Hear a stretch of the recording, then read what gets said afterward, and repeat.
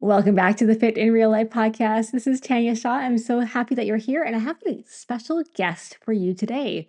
Ashley Fillmore is my guest, and we talk all about hormones, metabolic health, and weight loss.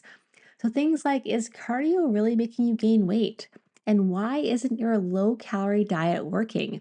So, in this podcast, Ashley Fillmore, who is a leading expert in sustainable weight loss, she is the founder of the Metabolic Fit and the host of the Cheers to Your Success podcast, is here to share her expertise on metabolism, balancing your hormones, and lifelong body transformation. So, we're going to dive into things like, is cardio sabotaging your fat loss? The key to metabolic health. What does it even mean to be metabolically healthy?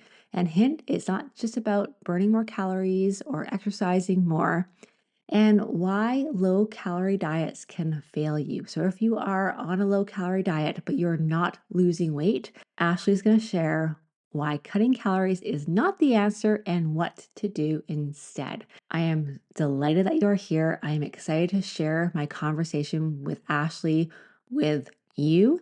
And I highly, highly recommend that you press pause right now. You go follow Ashley on Instagram. You go check out her podcast. You subscribe to it and just get in her world, because I think we need more messages like hers. Let's dive in. Hi, thank you so much for having me on today. So I love starting with a question. If you're out at a cocktail party and someone asks, "Hey, what do you do?" How do you respond to that?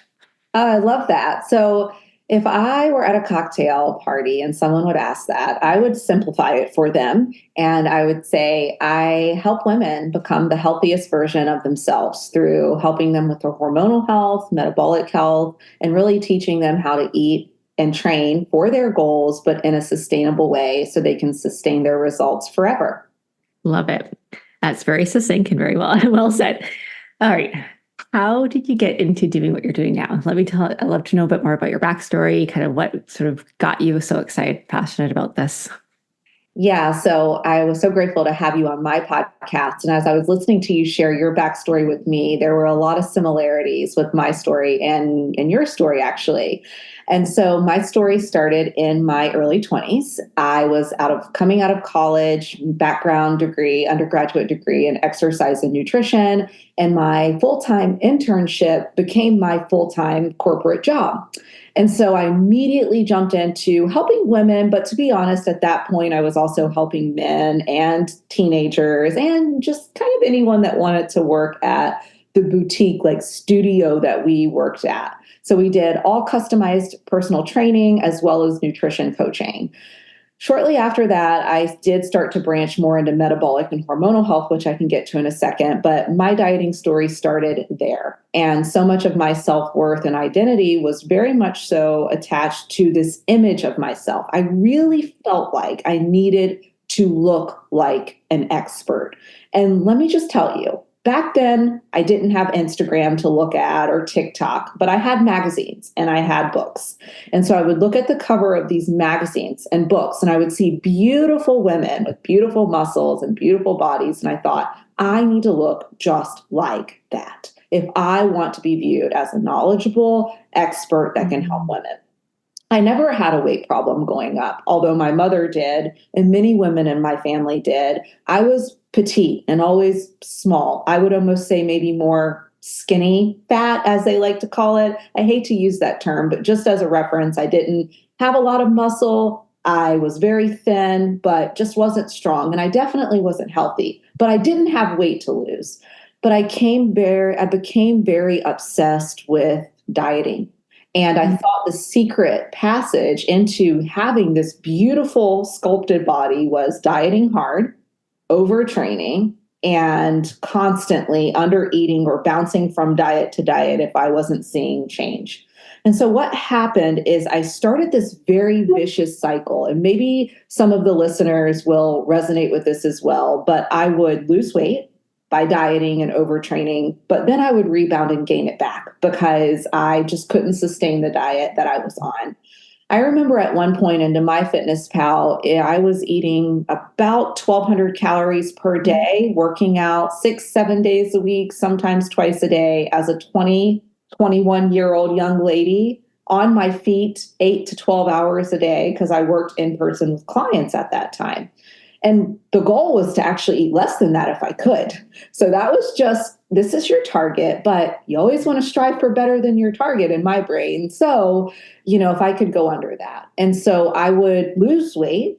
And I remember getting down to a double zero, 107, 105 pounds. I lost my cycle. I had severe hormonal imbalances. I had the hormone profile of a woman in perimenopause or even menopause, estrogen, progesterone, testosterone, practically zero. Actually, some were zero.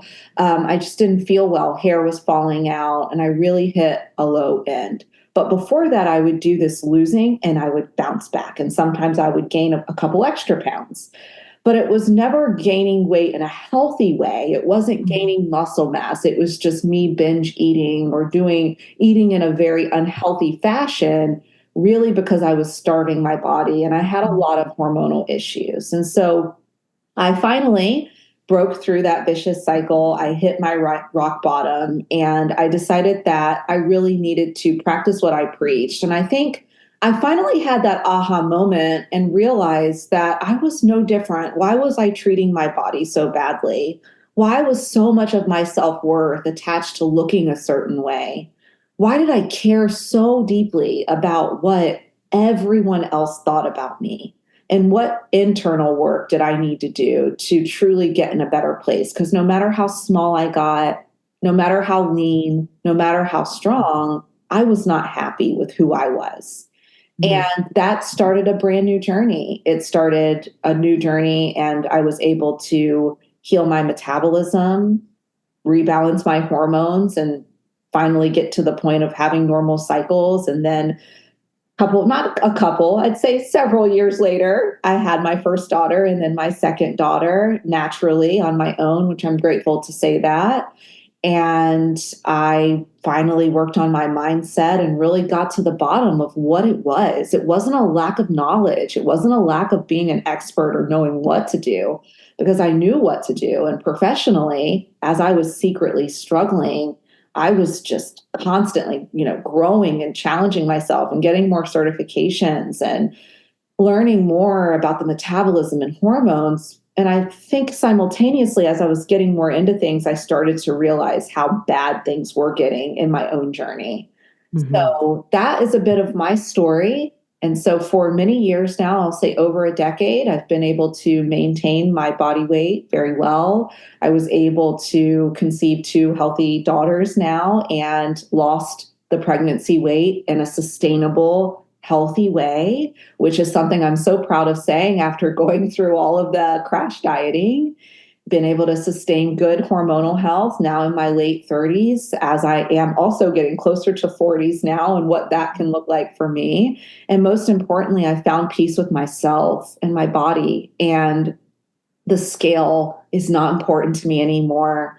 I focus on a feeling and I strive to feel my best and keep up with my little girls and run my business and be a great wife. And I know my worth, and my worth has nothing to do with how defined my muscles are or what the scale says. Love it. And you're right. Our stories are so similar. So similar. You said a couple things there.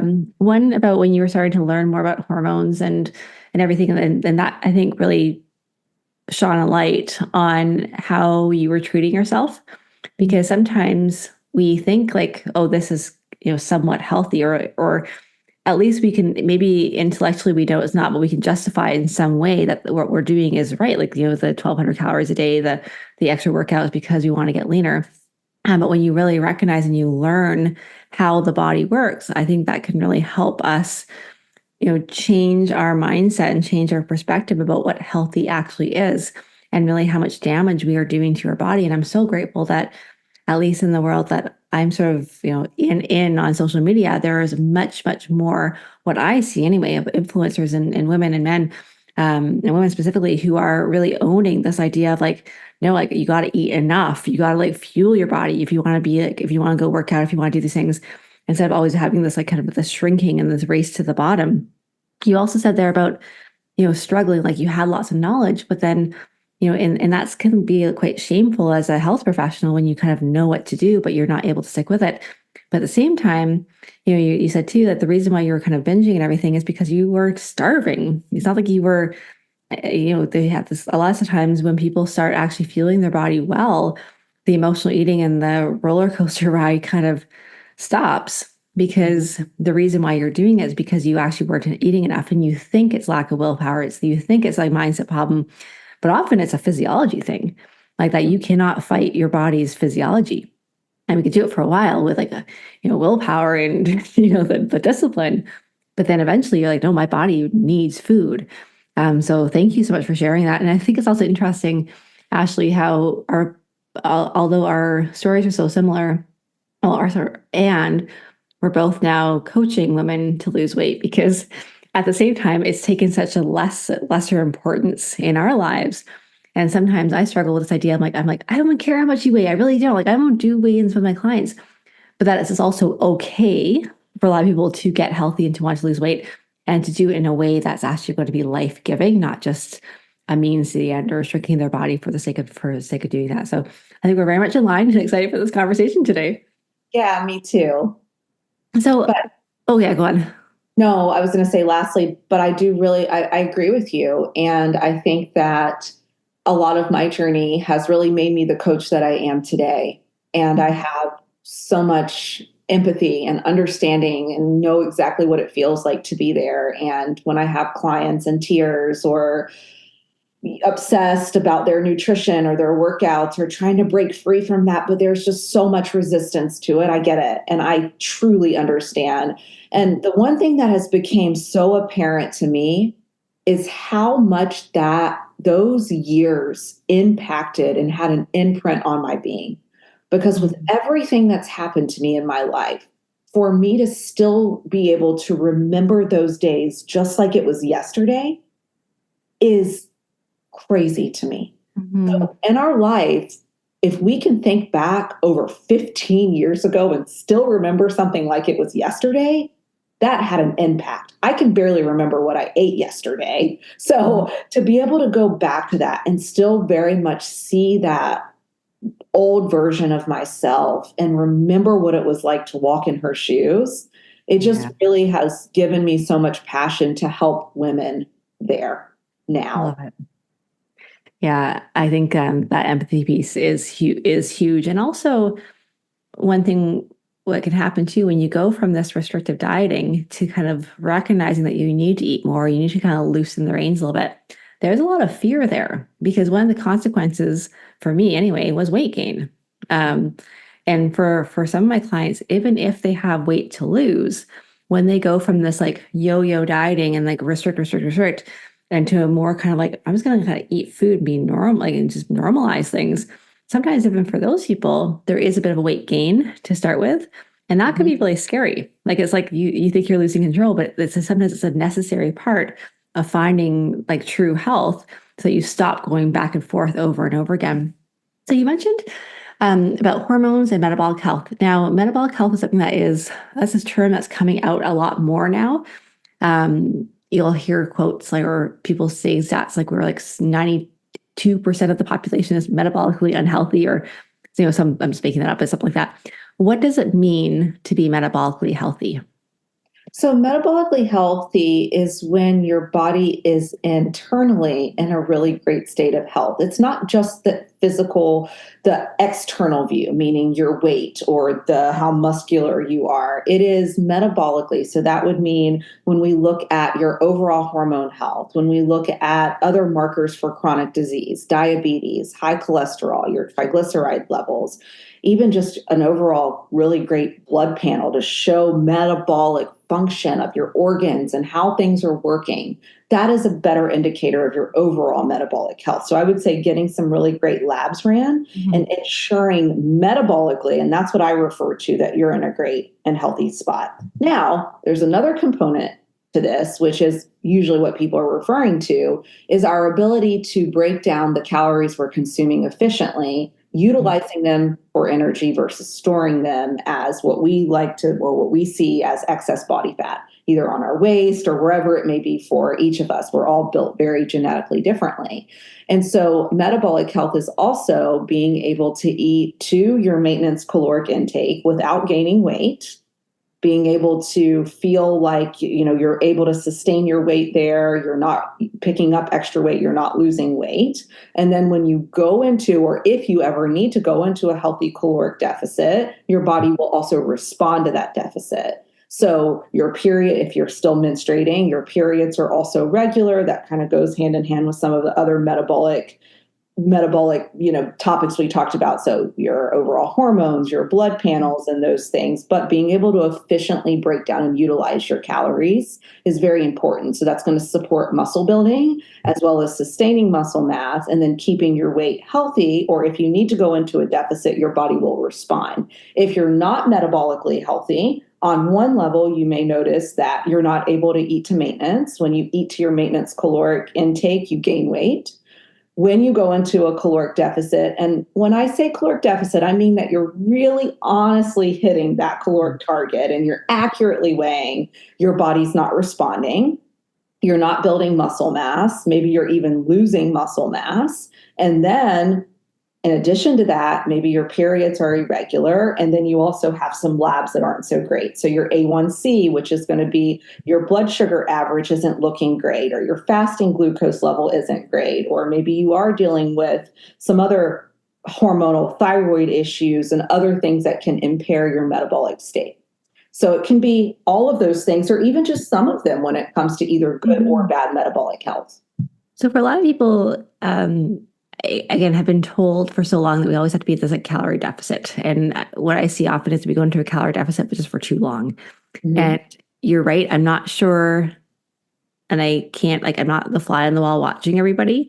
But I think sometimes we say we're in a calorie deficit, but we don't actually we count the weekends, or we're like Monday to Friday, I'm good, or Monday to Thursday. But then but sometimes the women are in this sort of chronic sort of going for 1,300 calories, 1,400 calories. And then you can't, it's hard to do a deficit from there because you're already eating so low. So if someone is at a lower, and honestly at a lower caloric intake and not losing weight, but it's still in your mind too low, how do you work with that person? Yeah, so typically with that individual, we would do this in the repair phase of my program. So we have 3 phases of transformation. When we get you started, we're going to assess your metabolic health, and we're going to determine really where you need to be eating, and we're going to compare that to where you are eating. And a part of this process is also helping you understand that weekends count, condiments count, beverages count, the wine counts, the little piece of chocolate or your child's leftovers, everything truly does count. So it's being really real too with yourself and your coach. After we do that, if we notice that you are eating below your BMR or in a deficit and your body's not responding, and we know that for sure, the next step would be a reverse diet. So from there, we would start to very strategically hold someone's hand and lead them through strategically increasing their calories, depending on where they are and what they need, through increasing protein, fats, and carbs, but in a very conservative way. Because the one thing I do know is if you are dealing with metabolic adaptation, bumping your calories up instantly overnight is really a recipe for disaster. And you may notice more sudden weight gain. You may feel physically uncomfortable because you're simply not used to eating that much. But one thing you said that I do want to highlight is that you have to make sure that your numbers are accurate. Mm-hmm. And it is so easy to think that you're eating 1 tablespoon of peanut butter, but it's really 2. You're having 1 serving of granola, which would maybe be 1/4 of a cup, depending on the brand, but you're having a full cup. And when you go into adding the calories up on some of these things, you realize, oh my goodness, I had 800 calories of granola without even adding my milk. And I had berries, and I had this or that. And so a lot of times there is that as well that we need to work on with the client, is just ensuring that they are tracking. Or what about the butter that you used or the olive oil you cooked in? And so I know you understand, but I think there's that. And once we can identify that and ensure that everything's accurate, if there is a true issue with calories, the only way to get to your end goal, whatever it may be, weight loss, fat loss, is to reverse your calories back up. Yeah. If you're chronically under eating, there's nowhere to take you. Yeah, I do the same thing. And that can be super, super scary because, and as modest as it is, sometimes there is a bit of weight gain too. But that's also part of the long-term goal of getting to where you want to be and healing your body. I think this is why sometimes it's helpful also to table the goal to lose weight and to look at health, because sometimes you maintain or you gain a pound or two, or you just stay where, maintain where you're at. And that can be scary when you came because you want to lose weight. And yeah, it can be a little bit tedious sometimes to track everything. I find it really helpful, and knowing myself how easy it is to be like, oh, I just one handful of trail mix, that's just a little bit, but and then if you actually weigh it, you're like, oh dang, that's not a lot more. And to your point, peanut butter, a tablespoon of peanut butter is so little. It's so sad how small. So sad. A tablespoon of peanut butter barely covers 2 pieces of toast. I'm like, come on. I know.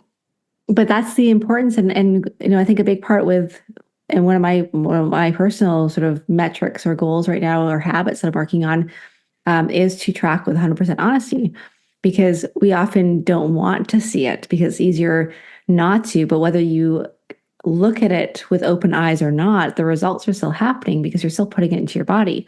So you can pretend it's not happening. And this is where it comes down to really not judging yourself and not berating yourself, and just because that's, I think, the biggest barrier to tracking is this, I don't want to see how bad I am, or I want to do things good. And we only track when we're doing well. And it's just this, the psychology of it, that we have to kind of just neutralize it and look at it as just data, which is important. Right. I couldn't agree more. And this is one of the things we spend so much time talking about as we progress a client from the repair phase to the rebuild phase, which is when a client has finally went through the reverse diet. They are in maintenance. They know how to eat for their body, for their goals. They're fueling their body. As we discussed on my podcast and you recorded with me, this is never an end to this. So you're going to continue to evolve, and you're going to continue to experience certain challenges in your journey. But I want to normalize that, because it is just a part of it. It's a part of life. And if you can normalize it, it becomes a lot easier when these challenges, even all or nothing thinking or whatever it is that comes up for you, will pop up.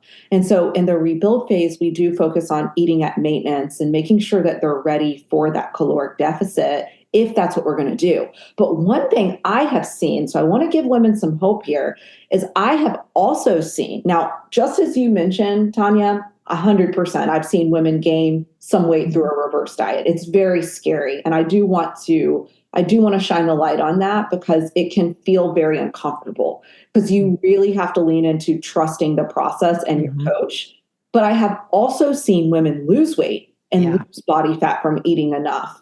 And I will say that they feel better, their energy's better. They start finally seeing their body composition change, meaning building muscle mass from all of their workouts. They notice the cravings start to go away, and they feel better than ever before. And many of them will even come to me in the rebuild phase and say, I don't know if I could ever go back to eating that little again. And so I do think that this is just a journey. It's a journey of learning to trust yourself, learning to trust your coach, leaning into help, and knowing that, this is a process and there's so many bumps in the journey. But if you stick to the plan and you follow through, you will get there. Even if, worst case scenario, you do pick up a little bit of weight in the process. Yeah, absolutely. I think it's going up again, not just looking at this short-term goal, but what the entire, the big picture goal is, and reminding ourselves of that. And that's why it's really helpful to have the support and coaching, because it can feel very scary when all the other messages are so different. So I wanted to just take a little bit of a right-hand turn here and talk about cardio. We talked about this before we hit record, because cardio is starting to get a little bit of a bad reputation, what I see anyway, in the Instagram and Facebook group, places here, where so I'm 42. Most women I work with are in their 50s and 60s and 40s, around that age range. And there are a lot of people out there who are just saying strength training is everything. And cardio is going to increase cortisol levels. Cortisol is going to increase belly fat. And therefore, if you do cardio, you're going to increase belly fat. And therefore, we should do no cardio. And so as much as I love that we're not emphasizing hours and hours on the treadmill anymore, I would love for you to explore a bit more about the conversation around cardio, what cardio is, good options, how to know whether or not cardio is going to be good for you. Because as we talked before, it's very nuanced. And yet there's this like kind of oversimplification of like cardio, cortisol, belly fat. So Yeah. talk to me about that. Yeah, I love this conversation. Thank you for bringing this up. And this is definitely something I think we all need to discuss more. And there's a lot of confusion on this topic. The one thing I would say is that it's probably easiest for me to explain it like this. There's client A, so maybe your listeners can see themselves in either A or B, and there's client B. So client A is someone that has metabolic damage, very similar to everything we just talked about. So just to reiterate, chronically undereating.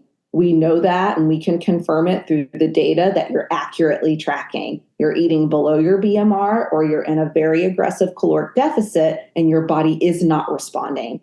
And hopefully you're working with a coach that can also confirm that. You have known hormonal imbalances or you suspect that your hormones are very imbalanced because your periods are irregular, they're not coming at all, or you have been diagnosed with a health condition or hormonal imbalance through labs to confirm that there is a problem. Also, in addition to that, maybe you see that your sleep is off. You simply just don't feel great. You're not able to build muscle mass. You have to live off of caffeine all day, and you're not in a great state. So client A isn't a healthy individual. And I actually used to fall into that category, to be totally transparent. Then there's client B, metabolically healthy for the most part. Maybe you don't have all of your labs with you today, but you don't really know of any known health conditions. Your periods are normal. Sure, they may fluctuate a little bit, maybe one day early, one day late, nothing crazy. You're not going weeks over your expected period date. Pretty normal for the most part, nothing concerning happening. You're eating well, you know how to fuel your body appropriately. You have a great foundation built with strength training. You understand the importance of strength training and you value those workouts and understand that it's more than just lifting weights to lose weight. It's going to impact your metabolic health, your muscle mass, which we do know through research there is a correlation between your muscle mass and longevity. And you are in a great place overall. Client B would be a wonderful person to prescribe cardio to. You can also be in a healthy caloric deficit and be a great fit for cardio still. And so I don't want for you to think, oh, well, I'm in a caloric deficit. Should I not do cardio? Absolutely not what I'm saying. With client A, there is so much metabolic distress there and hormonal distress that layering on steady state cardio for extended periods of time at a moderate to high intensity zone is not appropriate for that individual in that moment. But there is a huge group of women that are eating enough, that have healthy caloric deficits, that are maybe even eating at maintenance, that have activities outside of weight training that they want to have endurance for, or simply just enjoy a good cardio session. For that woman that can fuel correctly and still prioritize her strength training sessions throughout the week and has no other big concerns where we would potentially need to taper back cardio for a while until we resolve those issues, it can be a great fit. And there is research showing that zone 2 cardio, so at the lower end of that steady state zone, that there is research showing that it actually helps with oxidative stress and can help support fat loss without stressing your body. Also, it can help get that inflammation out of your body, and which is then going to help you reach your goals even faster. Love it. Thank you for that. Again, it's such a nuanced topic, and we just love we love black and white rules and simplifying things so much. And a lot of these groups I'm seeing too, the only goal seems to be your physique. And I'm like, I want to backpack up mountains with my backpack and my sleeping bag and my tent. And I'm like, I need cardio to get up those hills because, man, I'm like, they're hard. I think a big part is keeping the goal, which is still overall health. And that might mean temporarily tapering down, changing, not doing it for a while, and knowing that your long-term goal is to rebuild your health. And so that you can have a temporary kind of like lull in it. Or if you hate it, you can just not do it, I guess, and be totally healthy. I do recommend, I think walking is a good thing for most of us. But what I'm getting at is like we have to keep that long-term goal in focus and recognize that sometimes there's going to be some, the ebbs and flows along the way. So you mentioned strength training. I'm also a big proponent of strength training. Are there specific, not types, but sort of like formats that you recommend, frequency, that sort of thing for your clients? Is it all individualized? How do you do that with the women that you work with?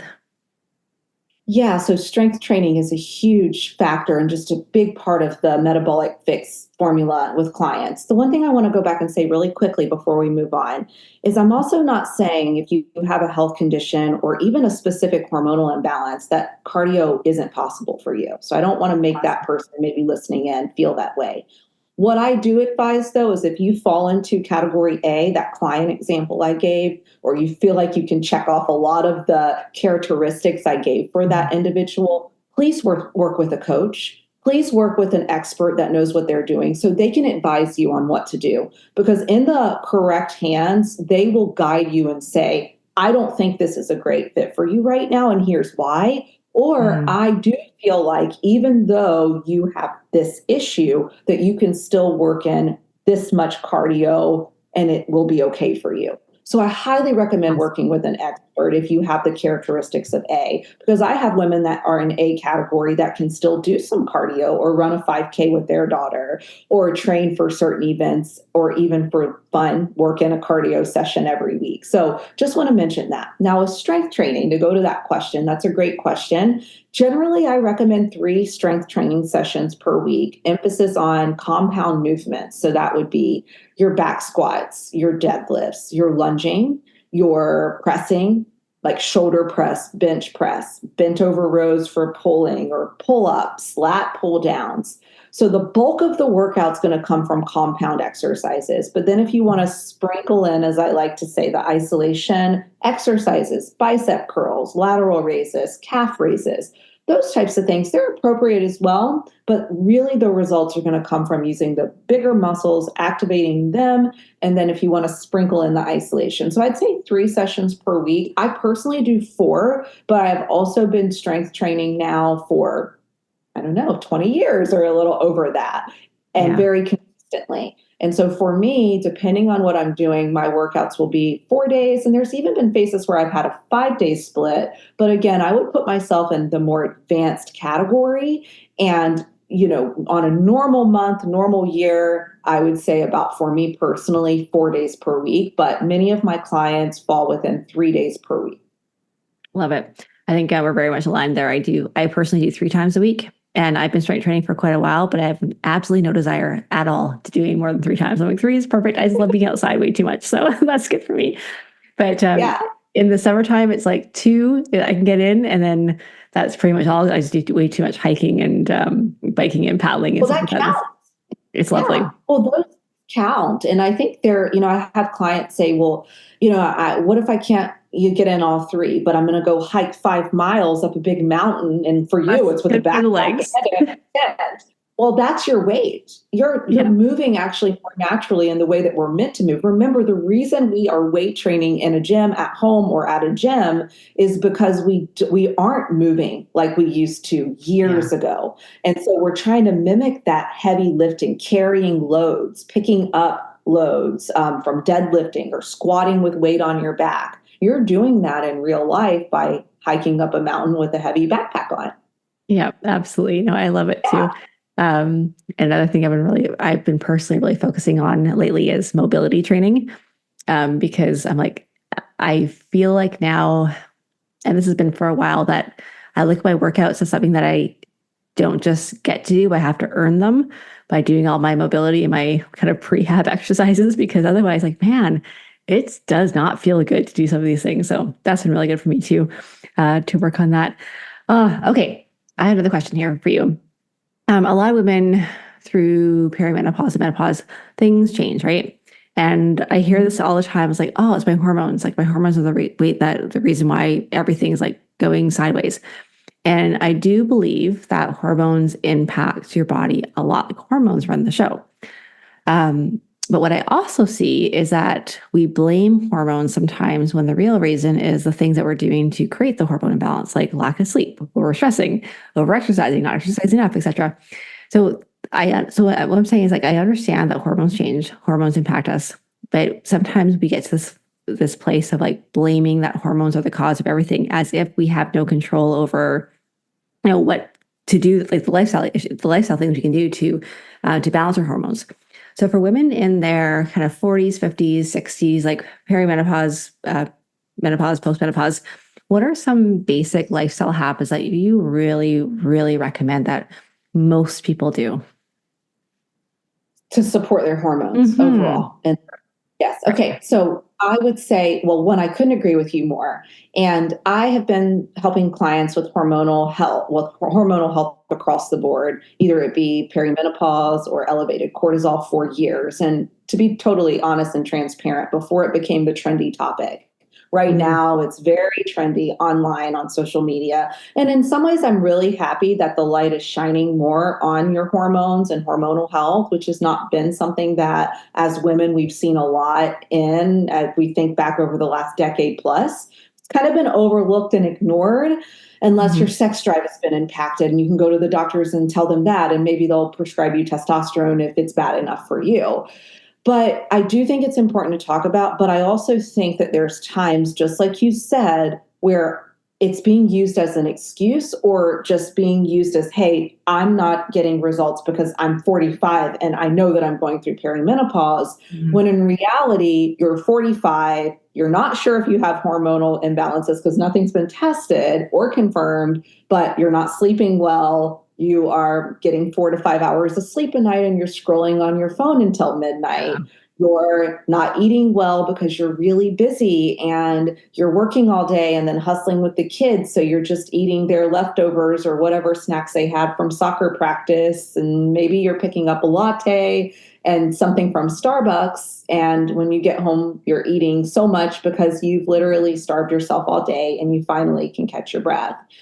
You're not prioritizing self-care and getting your workouts in because everyone's coming first. I'm a mom of 2 and I work full time. So I want to shine the light on this and highlight the fact that I understand. Even if you're not a parent, you have your version of busy and just as busy as a parent, but your time is filled doing different things. And so I do think first and foremost, we need to lay the foundation. And this is also what we do in the repair phase, is identify if there actually is a hormonal imbalance stalling your results. But as we're going through this process, we build the foundation. And this is the foundation. Number 1, you have to start prioritizing sleep.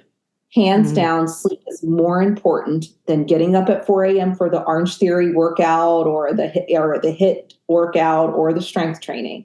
If you're only getting 4 or 5 hours of sleep, I suggest you sleep in to get your sleep.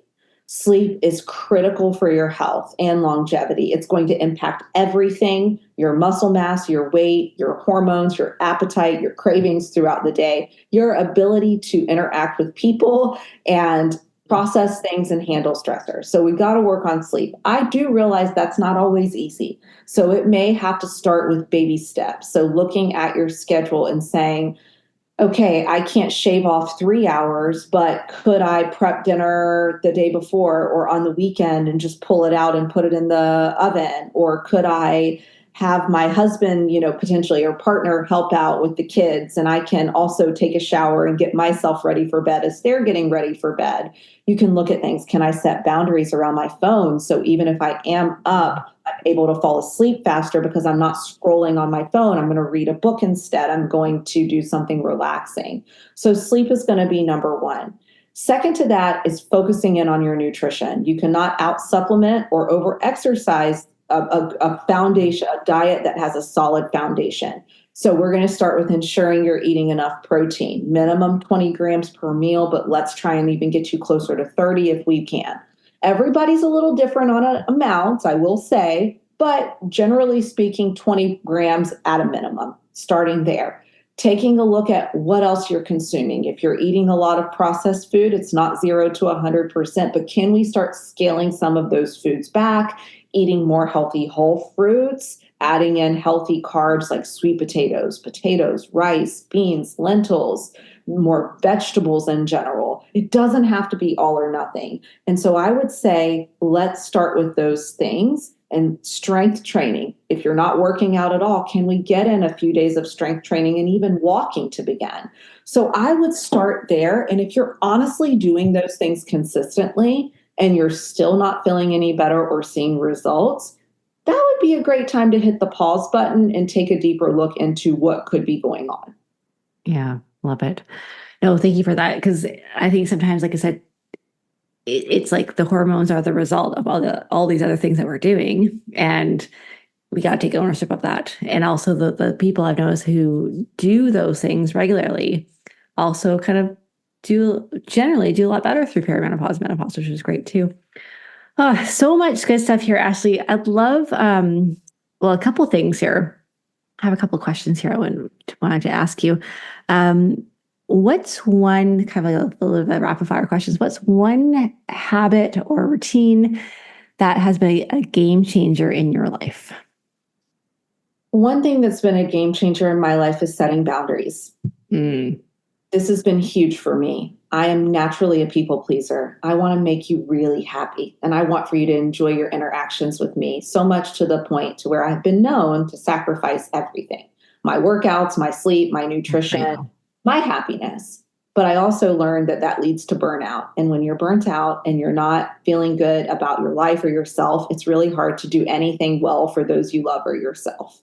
So boundaries is big for me. I have a very strong boundaries, and it's actually an act of love to everyone that I interact with professionally and personally. I limit the time on my phone. I ensure that I take and make very clear boundaries professionally and also personally. And I honor and protect my time to ensure that even though I'm in the busiest season of my life right now, my youngest is 6, my oldest is 9. They're both in different sports. My business is here and working full time. My husband's very busy. Our life is nonstop. We live in a state that's lovely, but we have no family here. So we're also doing this on our own. I have learned that I have to protect my boundaries. Otherwise, there is no one coming to save me when I hit my rock bottom. So boundaries is my biggest thing that I would say that's really impacted my life. Good for you. And what's one meal that's kind of on your regular rotation right now that you just love? So I love kava. I'm not sure if you're familiar with that restaurant, but it's like bowls. And so you go in, or you can order online if you want to do something like an Uber Eats, and you will build this beautiful bowl of vegetables and quinoa or rice, and you have your protein. And so I like to make my own bowls at home. So I will do quinoa or rice pre-cooked, and I just pour it in my bowl. I will do shredded cabbage or kale. And then in addition to that, every Sunday, I prep this big container of chopped peppers, yellow, red, whatever ones I can find, red onion, a fresh herb. So right now I'm into basil, tomatoes, English cucumbers, and whatever other veggies I have. I'll prep a big bowl of that so I can just pull from the container. And then I'll pick my protein. So it's either grilled steak or salmon or grilled chicken. So I'll take this bowl of all of the ingredients, the rice, the quinoa, the fresh veggies, the chopped veggies, my protein, and then I go with hummus of some variety, depending on what I'm into. And so that kava is a bowl. It's where you go and get these beautiful bowls, very similar to what I just mentioned. And I will have that multiple times throughout the week for lunch or dinner, and then some really nice vinaigrette dressing on top. It is just my absolute favorite meal. Love it. I eat very similarly to you. I call them my big ass bowls. It's always like tons of vegetables. And what I do is I always have some like vegetables, all different ones in the fridge. Right now I'm really into squash.